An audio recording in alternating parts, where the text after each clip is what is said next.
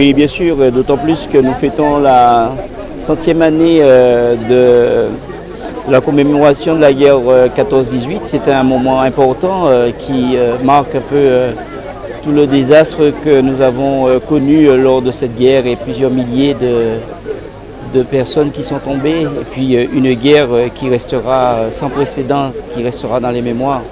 Et c'est normal que nous soyons là pour commémorer cet événement-là et dire plus jamais ça, puisque les guerres sont toujours difficiles. Mais ce n'est pas terminé tel qu'on voit l'évolution des choses.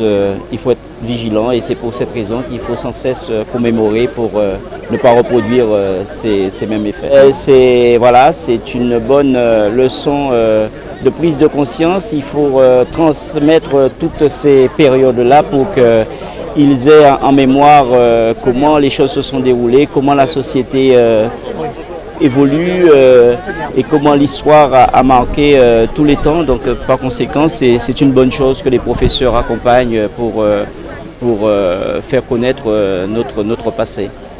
Oui, c'est très important, surtout pour la jeunesse. Quand on voit ce qui se passe maintenant dans le monde, c'est vrai que des guerres comme celle-là ne devraient plus exister.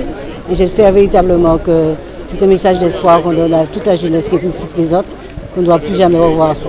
Donc pour nous, c'est important d'être là pour commémorer, pour ce devoir d'éducation, d'éveil à la citoyenneté, pour leur permettre de comprendre ce qui s'est passé pendant cette guerre et se dire que ce sont des moments qui doivent nous rapprocher maintenant et qui nous ont divisés un moment. Et c'est pour ça qu'il faut absolument que nous en tirions des leçons. Ça me rassure parce que je dis ils ne sont pas perdus, ils ont compris et comprennent encore le sens du devoir, le sens du message que nous voulons leur porter, le message de fraternité, de solidarité, c'est ce qui importe. Et surtout de se dire que nous devons tous être ensemble dans des moments difficiles bien sûr, mais également dans des moments de paix, parce que c'est pendant la paix qu'on construit effectivement le fait qu'il n'y aurait plus de guerre. Oui, plus que jamais, un siècle, ça se fête. Ça se fête dans le sens, on a eu une libération, mais évidemment on ne peut pas oublier tous ces morts, tout ce sang versé pour qu'aujourd'hui nous soyons libres. Donc oui, le conseil régional, plus que jamais, aux côtés des combattants et aux côtés de tout ce qui peut promouvoir la liberté des hommes. Oui, parce que nous n'avons plus d'anciens combattants de cette Première Guerre mondiale et donc il faut une transmission de la parole, de l'histoire et que les jeunes soient là. Et c'est une manière de leur transmettre le flambeau et l'histoire qu'il ne faut pas oublier. Oui, le conseil départemental, donc je suis venue représenter la présidente du conseil départemental empêchée, comme on le sait, et puis voilà, nous sommes aux côtés effectivement des anciens combattants et aux côtés pour commémorer nos anciens qui se sont battus pour la patrie. C'est un moment très important, douloureux. Et pour moi-même, parce que mon arrière-grand-père est sous le monument au bord de cette rose. Mon père a été ancien combattant de 39-45 et je vois effectivement tout l'amour qu'ils ont porté à ce moment-là, cette patrie, ce qui nous manque un petit peu aujourd'hui. Nous ne sommes pas assez patriotes. Mais je suis contente d'être là au nom du conseil départemental de Mme Josette Bourrel. La jeunesse qui a assisté, vous avez entendu, qui a entonné aussi l'hymne national. Et voilà, cela nous a fait plaisir. Cela signifie qu'il y a des valeurs encore qui ne sont pas perdues, des valeurs de solidarité, de patriotisme qui ne sont pas perdues. Et c'est tant mieux pour notre Guadeloupe. C'est une grande journée pour nous, anciens combattants, c'est très important. Et puis, il y a une chose qui a été bien faite, c'est les oubliés.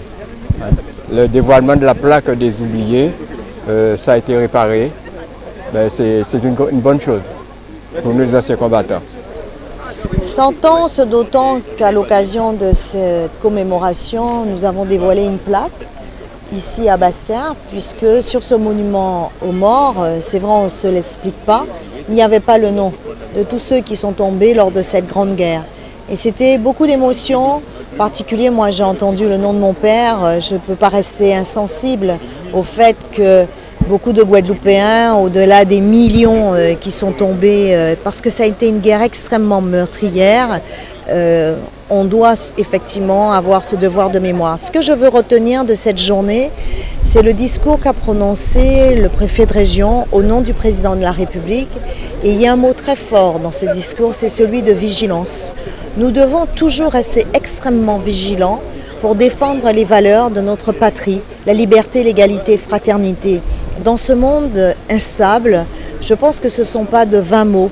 Il faut toujours avoir à l'esprit que ce qui s'est passé par le passé, il ne faut pas le souhaiter, mais on n'est pas à l'abri de ces événements meurtriers et il faut toujours défendre les valeurs, les droits de l'homme pour que dans ce monde, on puisse vivre tranquillement en paix. Et c'est aussi ce message, au-delà du fait qu'il faut se souvenir de tous ces morts, nous devons leur rendre hommage, mais nous devons aussi rester vigilants pour préserver les valeurs universelles. Bien, moment très important puisque en 2014, c'était les 100 ans du déclenchement de cette guerre. En 2018, aujourd'hui, donc c'en est la fin. Mais lorsque nous commémorons une forme de folie humaine. Parce que quand on regarde pourquoi cette guerre a été déclenchée, nous verrons que c'est essentiellement à l'époque pour des raisons que je qualifierais de futiles entre les grandes bourgeoisies européennes et qui étaient des familles elles-mêmes. Bon, maintenant, beaucoup sont morts. Et j'en viens maintenant à la Guadeloupe. Qui savait qu'il y avait environ 7000 Guadeloupéens qui ont été enrôlés de cette guerre? Pourquoi faut-il attendre plus de siècles avant la fin de cette guerre pour véritablement chercher les Guadeloupéens qui sont morts, quelles sont les familles qui ont souffert et par exemple et dire vraiment leur nom et les commémorer comme il se doit. Pourquoi je le dis? On les connaît puisqu'aujourd'hui il y en a 55, on a retrouvé 55 noms que l'on affiche sur une plaque à Basse-Terre. Et il y en a, semble-t-il, 1500 qui ne sont pas revenus. Alors on a l'impression que les familles ont été invitées ou comme si les familles avaient mis une chape de plomb sur la mémoire de leurs proches, sur eux-mêmes.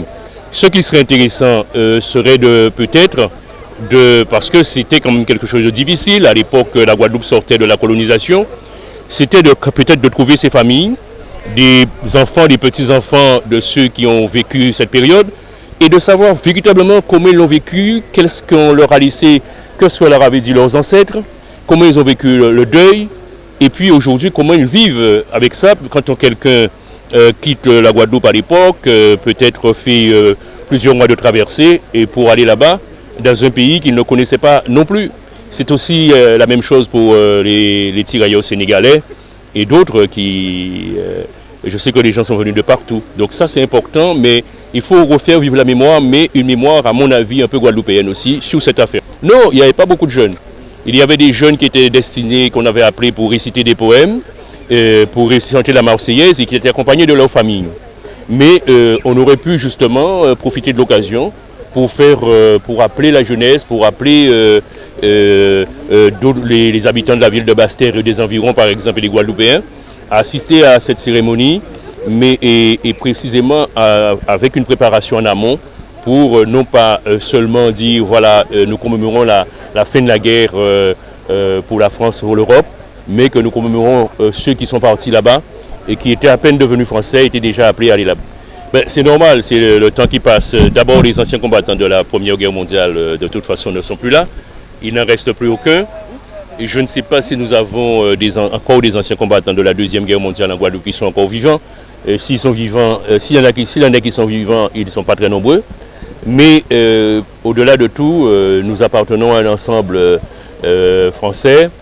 Quand nous commémorons la mémoire, nous commémorons une idée, une forme d'unité, mais cette unité-là ne s'est pas faite sans mal, sans heurts au cours de l'histoire.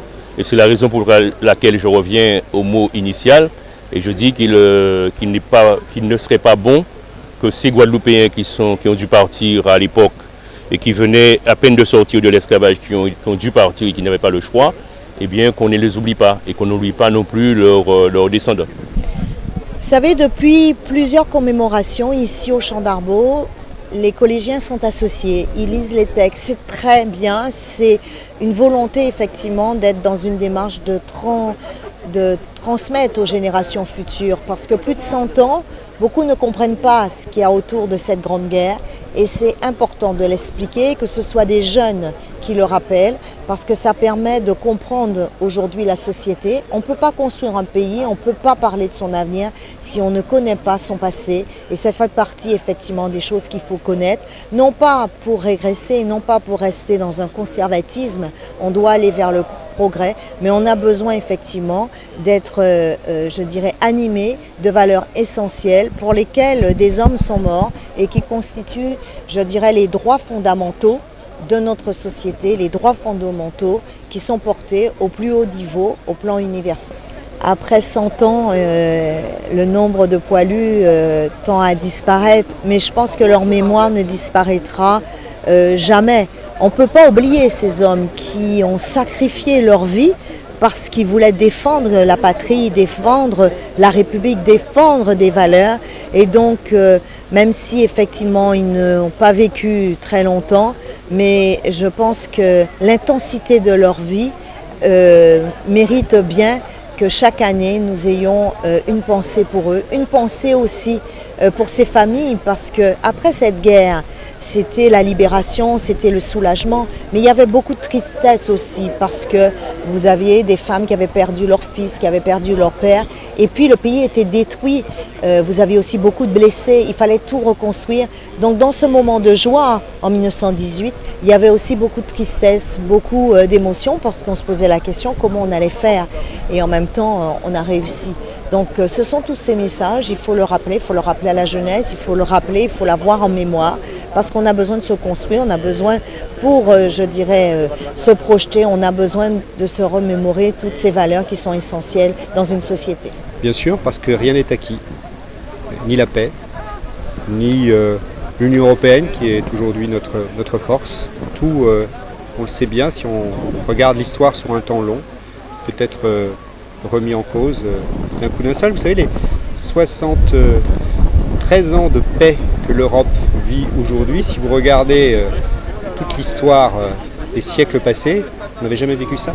Donc il faut tout faire aujourd'hui pour continuer à vivre en paix, parce que nous devons à tous ceux qui sont morts justement il y a 100 ans, mais aussi lors du dernier conflit, pour nous défendre, et qui meurent encore aujourd'hui, vous le savez bien, pour nous défendre. Et je suis particulièrement heureux, parce que c'était une demande que j'avais formulée. Je souhaitais, moi, que ce centenaire, cette commémoration du centenaire du conflit de l'armistice, puisse associer naturellement les forces habituelles, les forces militaires, les forces civiles, les forces de sécurité, mais aussi laisse une large place à la jeunesse.